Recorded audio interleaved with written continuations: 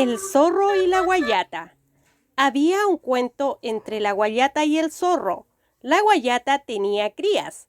Así se encontraron en el campo con sus respectivas crías. Entonces la guayata iba con sus pequeñas crías que eran pinteadas. Luego el zorro dijo: «¿Esas crías tan bonitas?», preguntó. «¿Por qué son pinteadas tus crías? ¿Cómo salen así? Y mis crías unas pocas nomás», le dijo la guayata. «Fácil de hacer eso, mintiéndole, engañándole. ¿Cómo se hace?». Entonces la guayata le dijo: «Echas unas leñas en el horno, caliéntalo. Luego cuando termine de reventar, las sacas y así van a salir de ese color pinteaditos», dijo la guayata mintiéndole al zorro. El zorro se preparaba.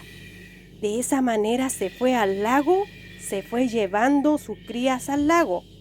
En un rincón peñoso, allí calentó fuego con leña, en un horno, y luego echó a sus crías allí. Gritando, gritando, lo hizo reventar. Así cocidos reventaron uno por uno.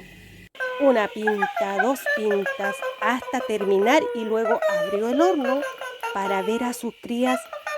¿Cómo estarán? Las crías boquiabiertas, cocidas. Están riéndose», decía el zorro. Sacando uno por uno, estaban todos muertos, bien cocidos y carbonizados. «Voy a secar ese lago, luego voy a agarrar a esas guayatas desgraciadas», diciendo, empezó a tomar toda el agua del lago. «Voy a secar el lago, voy a secar el lago», decía, hasta hincharse, y el lago no se secaba. Finalmente iba muy cansado, caminando muy hinchado, y un pescado se clavó mientras caminaba. Así el zorro había reventado, clavándose el estómago con una espina.